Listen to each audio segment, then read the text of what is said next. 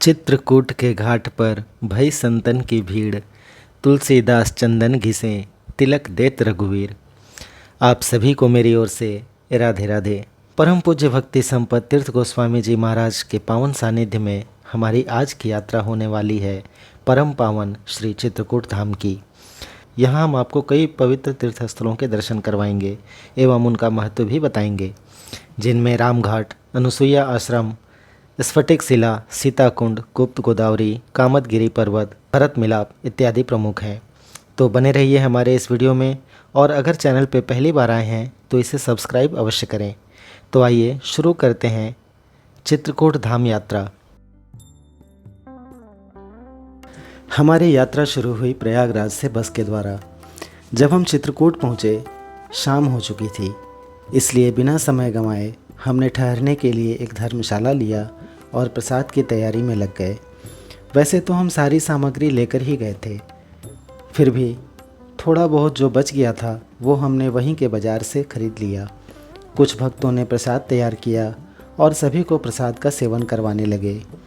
एक एक कर सभी को प्रसाद का वितरण किया गया, कोई छूट ना जाए इसका ध्यान स्वयं महाराज जी रख रहे थे।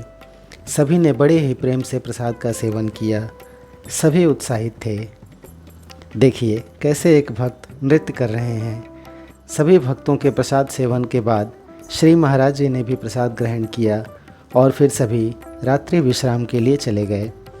दूसरे दिन सुबह बिना देर किए हम सबसे पहले रामघाट गए, जहां महाराज जी का एक स्थानीय निवासी ने अंग वस्त्र देकर उनका सम्मान किया और आशीर्वाद प्राप्त किया।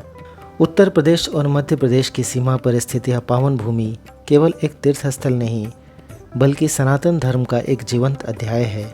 चित्रकूट, जहां वनों की छाया में तप की गूंज है और मंदाकिनी की कलकल धारा हर भक्त के हृदय को निर्मल कर देती है, जहां पर्वतों की गोद में मंदाकिनी बहती है और जंगलों की नीरवता में देवताओं की गूंज सुनाई देती है। इसी पावन भूमि, पावन धाम पर रामघाट के निकट बसा है एक अलौकिक धाम, मत गजेंद्रनाथ शिव मंदिर। लेकिन इस मंदिर की विशेषता सिर्फ इसकी प्राचीनता नहीं, बल्कि यहाँ स्थित 4 दिव्य शिवलिंग हैं।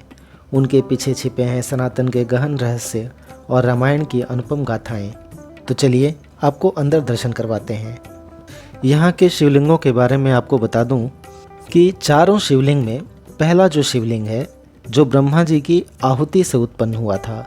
कल्पों पूर्व जब सृष्टि के आदिकर्ता ब्रह्मा जी ने पृथ्वी पर धर्म की स्थिरता हेतु यज्ञ का आयोजन किया, तब उन्होंने चित्रकूट को चुना, एक ऐसी भूमि जो साक्षात तपस्वियों की तपश्चर्या से पवित्र थी। 108 कुंडीय महायज्ञ के पश्चात अग्निकुंड से एक ज्योतिर्मय शिवलिंग प्रकट हुआ। ब्रह्मा जी ने उस लिंग को मत गजेंद्रनाथ कहकर स्थापित किया। कहा जाता है कि इस लिंग की छाया मात्र से साधकों को योग सिद्धि प्राप्त होती है। दूसरा शिवलिंग, जो श्री राम की श्रद्धा का स्वरूप है। वनवास की राह में जब भगवान श्री राम चित्रकूट पहुँचे तो उन्होंने इस भूमि को अपनी आत्मा के समान शुद्ध पाया। प्रभु राम ने स्वयं शिव की आराधना कर एक शिवलिंग की स्थापना की। यह शिवलिंग प्रेम, समर्पण और धर्म के पथ पर चलने की प्रेरणा देता है। यहाँ राम का शिव से संवाद हुआ। भगवान राम ने यहाँ भगवान शिव से अनुमति मांगी और उसके बाद चित्रकूट को अपना निवास बनाया। तीसरा शिवलिंग लक्ष्मण जी की निष्ठा का प्रतीक है। प्रभु राम के चरणों में समर्पित लक्ष्मण जी ने भी वहां अपने आराध्य शिव को एक शिवलिंग समर्पित किया। यह लिंग उनके आत्मनियंत्रण, सेवा भाव और अनुशासन का प्रतीक है। इस शिवलिंग के दर्शन से भक्तों को आत्मबल और संकल्प की शक्ति प्राप्त होती है। चौथा शिवलिंग सीता जी की साधना का रहस्य है। वनवास की कठिनाइयों के बीच माता सीता ने चित्रकूट में तप किया। उन्होंने अपनी साधना के माध्यम से शिव जी को प्रसन्न कर एक शिवलिंग की स्थापना की, जो आज भी यहाँ गुप्त रूप से स्थित है। यह लिंग नारी शक्ति, धैर्य और आत्मिक सुंदरता का प्रतिनिधित्व करता है। रामघाट के बाद हम पहुँचे कामदगिरी पर्वत। कामदगिरी पर्वत अपनी परिक्रमा के लिए प्रसिद्ध है। लोग यहाँ 5 किलोमीटर की परिक्रमा करते हैं। यह परिक्रमा लगभग 2-2.5 घंटे में संपन्न हो जाती है। मान्यता है कि भगवान विष्णु, ब्रह्मा और भगवान शिव ने स्वयं यहाँ तप किया था। ये जो आप देख रहे हैं ये कामतगिरी पर्वत का मुखारबिंद है और बगल में ही भरत जी का मंदिर भी है। चलिए दर्शन करते हैं।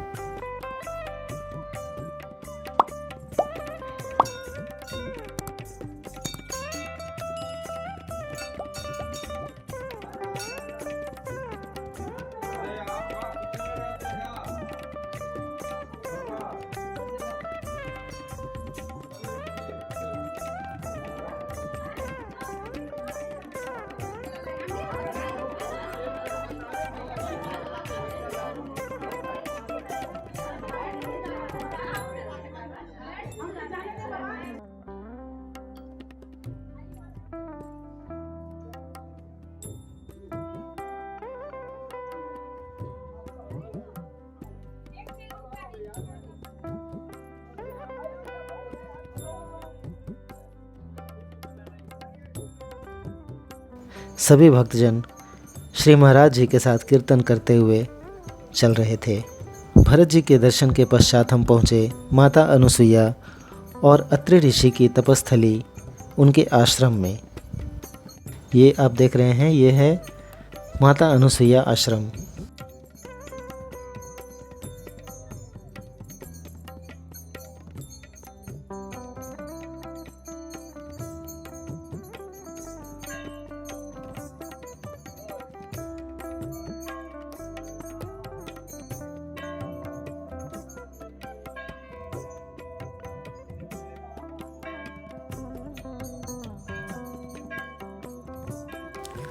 माता अनुसुईया आश्रम के ठीक समीप भगवान शिव लिंग रूप में स्थापित हैं, जो अपने दर्शन से भक्तों का कल्याण करते हैं। हमने भी उनकी अर्थ परिक्रमा की और आश्रम की ओर चल पड़े। चूँकि आश्रम में कैमरा अलाउड नहीं था, इसलिए हम आपको आश्रम के अंदर का दृश्य नहीं दिखा सकेंगे, लेकिन मैं आपको बता दूं कि आश्रम के अंदर महर्षि अत्रि, सती अनुसुईया और उनके पुत्र भगवान दत्तात्रेय, दुर्वासा और चंद्रमा की मूर्तियां स्थापित हैं, जो कि अलौकिक हैं। माता अनुसुईया का यह आश्रम अपनी पवित्रता और तपस्या के लिए प्रसिद्ध है। आश्रम के ठीक समीप मंदाकिनी नदी बहती है। कहा जाता है सती अनुसुईया की तपस्या के फलस्वरूप मंदाकिनी नदी का उद्गम हुआ, जिससे इस क्षेत्र में पड़े भीषण अकाल का अंत हुआ था। रामायण में ऐसा वर्णित है कि वनवास के दौरान भगवान राम और माता सीता ने इसी आश्रम में सती अनुसुईया से भेंट की थी, जहां सती अनुसुईया ने माता सीता को पतिव्रत धर्म का महत्व समझाया था। आश्रम का शांत वातावरण और प्राकृतिक सौंदर्य ध्यान और आध्यात्मिक साधना के लिए उपयुक्त है।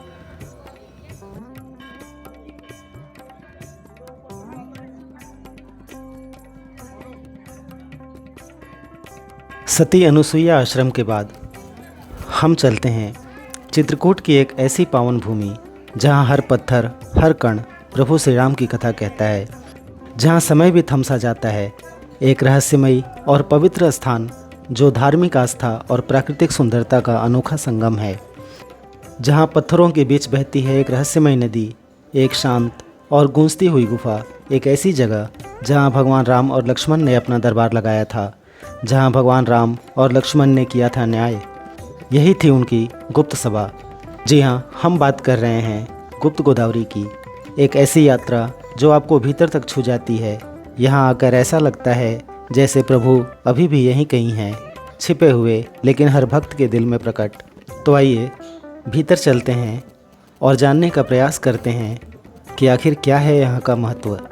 हम बात करते हैं यहाँ के स्थानीय निवासी से और जानने का प्रयास करते हैं कि आखिर क्या है इसका महत्व।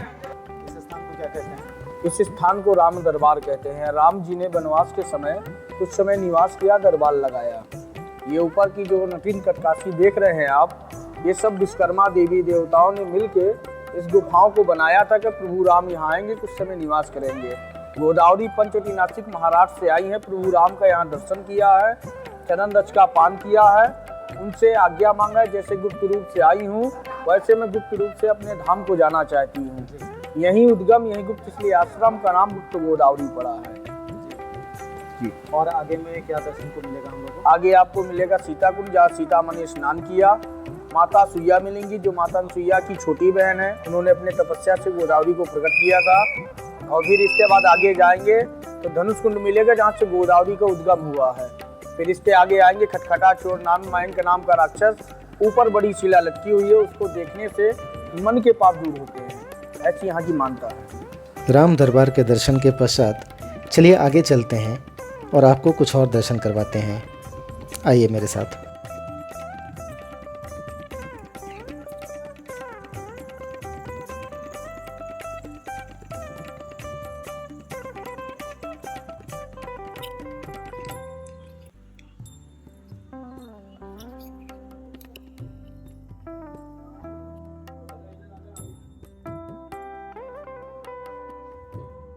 आइए यहाँ पुजारी जी से जानते हैं यहाँ के महत्व के बारे में। जी महाराज जी, यहाँ की क्या विशेषता है, जरा बताने में कष्ट करें। ये प्रकट देन गुप्त गोदावरी, ये गुफाएं जो है द्वापर त्रेता से हैं। जब भगवान अयोध्या जी से आए गुप्त रूप से, ये गोदावरी नासिक पंचवटी से गुप्त रूप से भगवान के दर्शन के लिए आई। ये नासिक में है गोदावरी। तो जब भगवान चित्रकूट आए तो कहीं चित्रकूट रघुनंदन छाए,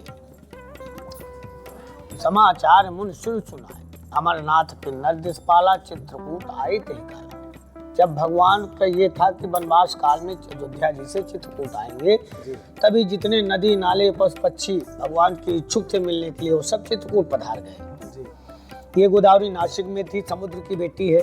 अपने पिताजी से कहा कि पिताजी, भगवान चित्रकूट में मेरी सहेली सीता सहित पधारे हैं, मैं उनसे मिलने के लिए चित्रकूट जाऊंगी। पर उनके समुद्र ने कहा कि नहीं बेटी, आप धैर्य रखो, मैं भगवान को नासिक में ही बुलाऊंगा। पर उनसे धीरज नहीं धरा रहा। उनसे लगा उनको कि मैं कब जाके मिलूं। उन्होंने विंध्याचल पर्वत की श्रेणी को चीरते हुए अंदर अंदर गुप्त होकर यहाँ प्रकट होती है। यहाँ सीता जी स्नान लिया और भगवान ने देखा तो कहा, बेटी आप तो धन हो गई, आप कहाँ नासिक कहाँ चित्रकूट, आप तो ऐसी मेहनत करके आई है। और वो भी अपने पिता की चोरी से कहे कि हे प्रभु, मुझे ऐसा वरदान दो कि मेरा भेद कोई जाने ना। मैं अपने पिताजी की चोरी से आई हूँ, मेरा भेद कोई जानने पाएगा। उन्होंने भगवान ने कह दिया कि जाओ, तुम्हारा कोई भेद पाएगा नहीं। तो यहाँ दिखती हैं। इसके बाद राम कुंड में दिखेंगी। राम कुंड के बाद बाहर निकल के कुंडों में जाएंगी। कुंडों के बाद फिर गुप्त हो जाएंगी। और ये सब कटिंग कुदरती देव निर्मित कटिंग है। जब प्रभु राम आने के पहले देवताओं ने इनको बनाया है कि प्रभु राम आएंगे, कुछ दिन निवास करेंगे। तुलसीदास जी रामायण में भी लिख गया है कि प्रथमय देव गिर गुहा राख्यो रुचिर बनाए, राम कृपा निधि कछुक दिन वास करेंगे। ये सब भगवान काल की गुफाएं हैं। जब भगवान अयोध्या जी से आए तब उनके राजा थे, सब देवी देवताओं के राजा थे। तो सब देवी देवताओं मिलकर उनके लिए घर महल बनाया। ना कोई छड़ है, ना कोई लोहा है, ना कोई सीमेंट है, ऐसे ऑटोमेटिक टांग दिया। भगवान वनवास काल में यहाँ विराज। सीता कुंड के दर्शन के बाद चलिए चलते हैं अगले दर्शन की ओर।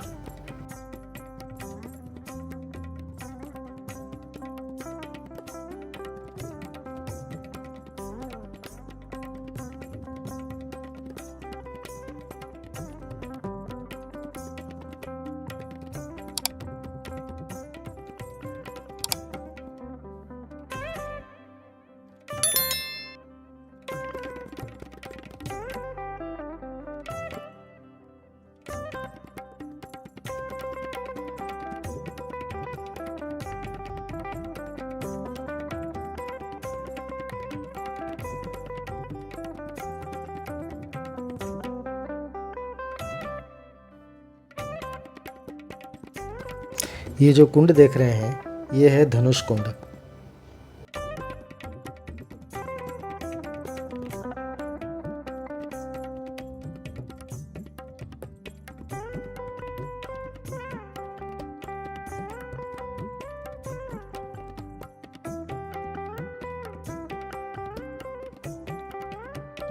धनुष कुंड के बाद हम चलते हैं अगले दर्शन की ओर। आइए मेरे साथ।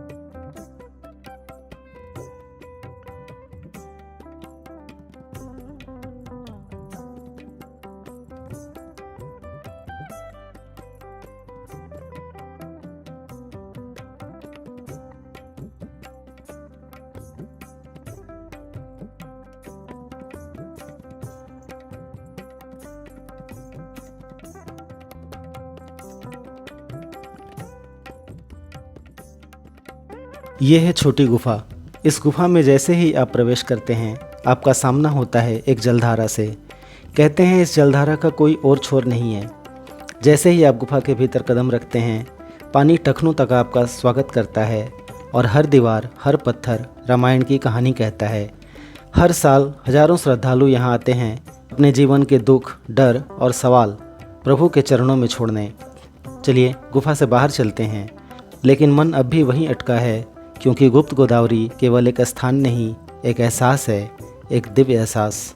चलिए चलते हैं अब अगले दर्शन की ओर। गुप्त गोदावरी के दर्शन के बाद चलते हैं स्फटिक शिला।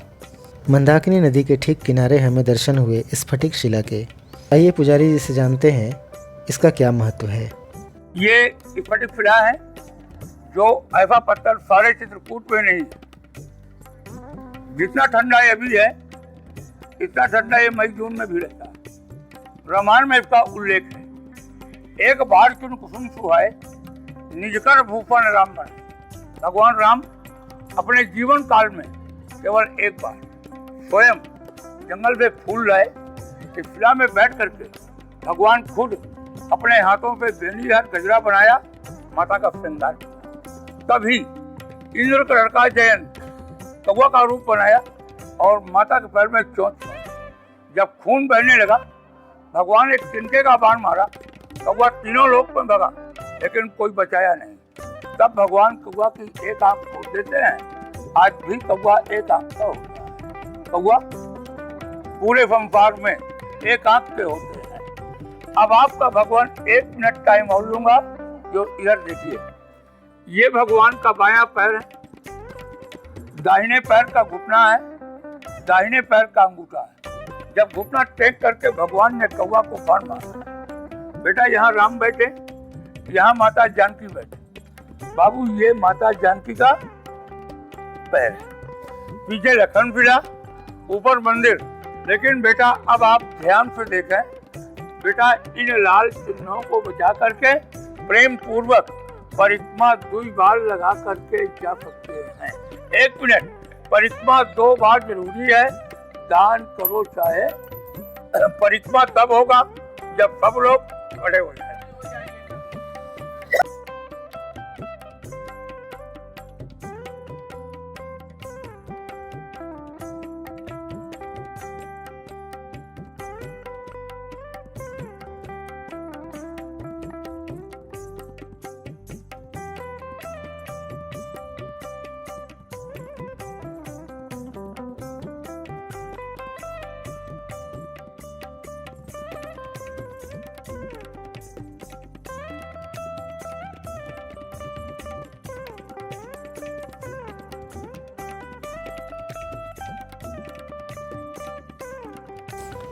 स्फटिक शिला के दर्शन के बाद आइए चलते हैं अगले दर्शन की ओर।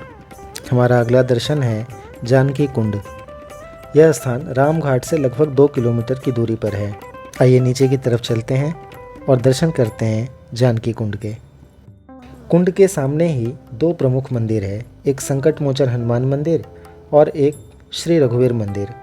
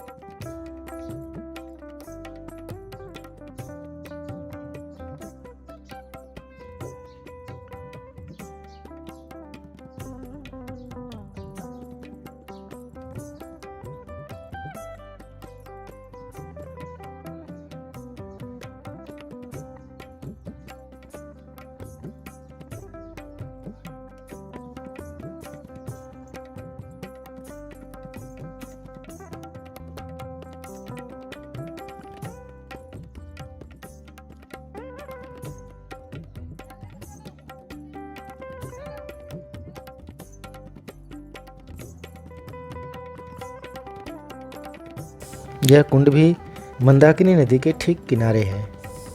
ऐसी मान्यता है कि वनवास के दौरान माता सीता यहाँ स्नान करती थीं, इसलिए इसे जानकी कुंड कहा जाता है।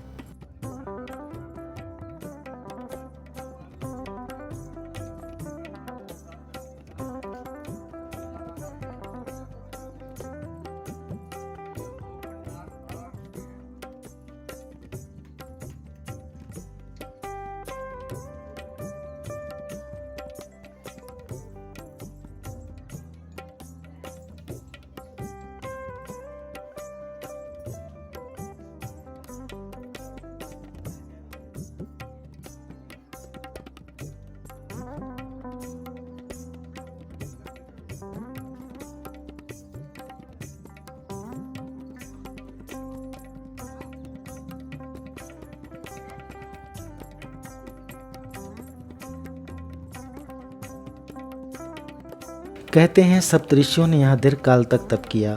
इस भूमि की हर शिला, हर वृक्ष, हर नदी तप की ऊर्जा से स्पंदित है। यहीं वशिष्ठ ऋषि, वाल्मीकि ऋषि और अत्रि मुनि ने साधना की थी। चित्रकूट आज भी अपनी प्राकृतिक सुंदरता, धार्मिक आस्था और संस्कृति की गहराई के लिए जाना जाता है। चित्रकूट एक संदेश देता है, जहाँ त्याग है वहाँ राम है, जहाँ सेवा है वहाँ धर्म है, और जहाँ चित्रकूट है वहाँ आत्मा को शांति का अनुभव होता है। चित्रकूट केवल एक तीर्थ नहीं, एक जीवंत संदेश है। यह भूमि हर श्रद्धालु, हर साधक और हर मानव को जीवन के गूढ़ रहस्य सिखाती है। चित्रकूट का संदेश आत्मा की गहराई से निकलता है, त्याग, प्रेम, सेवा और आत्म साक्षात्कार का। चित्रकूट हमें सिखाता है, धर्म पर अडिग रहो, चाहे परिस्थिति कैसी भी हो। भगवान श्री राम ने राजपाट छोड़कर वनवास का मार्ग चुना। चित्रकूट ने उन्हें वह शक्ति दी जहां उन्होंने बिना दुख के कर्तव्य का पालन किया। यह हमें ये संदेश देता है कि कर्तव्य के मार्ग पर चलो, चाहे वह कठिन क्यों न हो। भरत जी ने चित्रकूट में भगवान श्री राम से राज्य नहीं मांगा, बल्कि उनकी खड़ाऊं ले जाकर राजगद्दी पर विराजित की। यह हमें यह संदेश देता है कि सच्चा प्रेम स्वार्थ नहीं, समर्पण मांगता है। चित्रकूट में ऋषियों ने, ब्रह्मा ने, स्वयं भगवान राम ने तप किया। यह भूमि मौन साधना का प्रतीक है। यह हमें ये संदेश देता है कि बाहरी शोर से नहीं, भीतर की शांति से जीवन बदलता है। चित्रकूट की पहाड़ियाँ, मंदाकिनी नदी और वनों की गोद में बसे आश्रम, ये सब बताते हैं कि प्रकृति ईश्वर का सजीव रूप है। यह हमें ये संदेश देते हैं कि प्रकृति के निकट रहो, वही जीवन का मार्ग दिखाएगी। भगवान श्री राम, लक्ष्मण जी और माता सीता ने साधु संतों की सेवा की, गुरुओं का सम्मान किया और हर वनवासी को अपनाया। यह ये संदेश देते हैं कि हर प्राणी में प्रभु का अंश है, सबका सम्मान करो। चित्रकूट कहता है, जो स्वयं को खो दे वही भगवान को पा सकता है, जो सबका हो जाए वही सच्चा राजा कहलाता है। जानकी कुंड के दर्शन के बाद हम पहुँचे श्री राम भरत मिलाप मंदिर। तो चलिए यहाँ के दर्शन करते हैं और यहाँ के पुजारी जी से जानते हैं कि यहाँ का क्या महत्व है। चित्रकूट धाम का 550 मंदिर का सबसे मुख्य मंदिर, सबसे मेन जगह है राम भरत पेड़। जैसे कहते हैं काशी में है विश्वनाथ, गया जगन्नाथपुरी में जगन्नाथ भगवान, अयोध्या में है श्री राम जन्मभूमि, वैसे चित्रकूट धाम का ये भी मेन मंदिर माना गया राम भरत पेड़। राम जी को 14 वर्ष का वनवास हुआ। उनके छोटे भाई श्री भरत यहाँ मनाने के लिए आए। उनके साथ में अयोध्यापुरवासी, जनकपुरवासी, समस्त 33 कोटि के देवता इसी भूमि पे बैठ के 5 दिन तक लगातार होते रहे और अपने बड़े भाई राम को मनाते रहे, भरत भैया की प्रभु माँ को क्षमा करो, आप अयोध्या वापस चलो। राम जी जाने के लिए तैयार नहीं हुए। राम जी ने कहा, रकुल जी सदा चली आई, प्राण जाए पर बचन न जाए। दोनों भाइयों का अपार प्रेम देख के पत्थर इसी जगह पे पिघल गया, लेकिन प्रभु श्री राम जाने के लिए तैयार नहीं हुए। 5वें दिन कहते हैं कि हे प्रभु, आप नहीं चल रहे हो, कोई हमें ऐसा प्रमाण दो कि जिससे अयोध्या का राज चले। फिर उनको ऐसे चरण पादुका दिया, प्रभु कर कृपा बावड़ी दीनी, सादर भरत सी सिधर। यही चरण पादुका को लेकर श्री भरत जी महाराज अयोध्या को वापस गए। इन्हीं के सहारे पूरे अयोध्या का राज चलाए। इतने बड़े राजा थे, लेकिन राजमहल में बैठ के उन्होंने कभी भी 56 प्रकार का भोजन नहीं किया। एक घर से चले भिक्षा किए, जो भी मिल जाता था उसी को 24 घंटे में एक बार प्रसाद के रूप में पा लेते थे। इसीलिए कहा गया, भरत जैसा भाई नहीं और भरत जैसा राजा नहीं। हाथ जोड़ के दर्शन करेंगे। ये नीचे में है बड़ी मूर्ति सफेद वाली, श्री भरत की है। सबसे ऊपर में है राम लक्ष्मण जानकी जी। दूसरे लाइन में है राजा जनक, शत्रुघ्न, सतकीर्ति, सुनैना। तीसरे लाइन में है तीनों महारानी, कौशल्या, कैकेयी, सुमित्रा। इस साइड में है तिरुपति बालाजी, कृष्ण जी, राधा जी, बलदाऊ जी, काले काले ठाकुर जी, शालिग्राम भगवान। तो आज आप लोग इस भूमि पे आए, कोई अपने पैसे, अपने सामर्थ्य, अपने ताकत से नहीं आए। कल तुम्हारे माता पिता भी आए थे, हाथ जोड़ के यही प्रार्थना किया है, भगवान हमारे बाल बच्चों की रक्षा करना, हमारे समस्त परिवार का कल्याण करना, हमारे बाल बच्चों को खूब आगे बढ़ाना। तो माता पिता की कृपा से तुम चल के आए, तुम जो यहाँ करके जाओगे कल तुम्हारे बाल बच्चों में दिखेगा। जो भी करना अपना नाम बोल के करना, बैठ के करना, पाउड़ी का आशीर्वाद सबको लेकर जाना है। बोलो भरत जी महाराज की, बोलो रामचंद्र भगवान की जय। सभी दर्शनों के पश्चात शाम हो चुकी थी। शाम में एक बार फिर हम लोग रामघाट पहुँचे। वैसे तो यहाँ शाम में आरती होती है, लेकिन हम शायद देख नहीं पाएंगे क्योंकि हमें वापस भी जाना है अपनी अगली यात्रा की ओर। इसलिए हमने थोड़ा भजन कीर्तन किया, थोड़ा घूमे और फिर चल दिए अपनी अगली यात्रा की ओर।